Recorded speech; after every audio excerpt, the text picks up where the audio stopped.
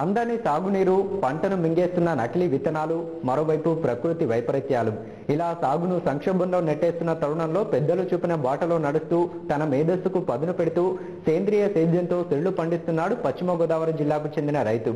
జాతీయ, అంతర్జాతీయ స్థాయిలో జరిగే సదస్సుల్లో పాల్గొంటూ భారతీయ సేద్య విధానాన్ని విశ్వవ్యాప్తం చేస్తూ అనేక అవార్డులు అందుకుంటున్నాడు.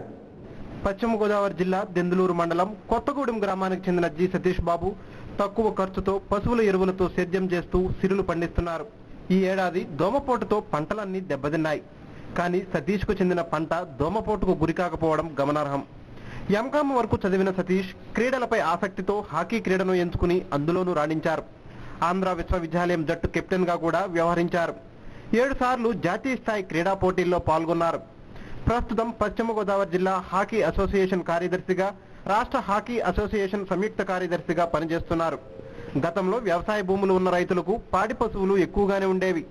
ఓ దశలో వీటితోనే కుప్పనూర్పిడి పనులు చేసేవారు. కాలక్రమేణా రైతులు భూములను కౌలుకి ఇవ్వడం మొదలుపెట్టడంతో వ్యవసాయంలో పెనుమార్పులు చోటు చేసుకున్నాయి. వ్యవసాయ సాగులో పశువుల ప్రాధాన్యం తగ్గిపోయింది.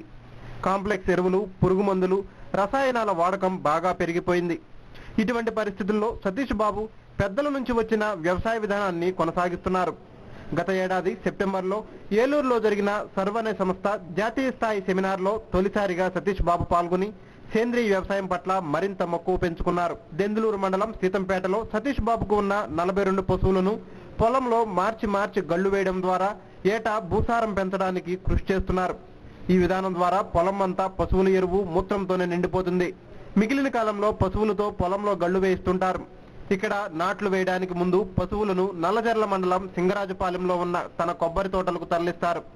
అక్కడ కూడా ఇదే విధానం అమలు చేస్తుంటారు. ఇక్కడ కొబ్బరితో పాటు మొక్కజొన్న వేస్తారు. ఇక్కడ వరికి, అక్కడ మొక్కజొన్నకు పశువుల ఎరువే ఆధారం.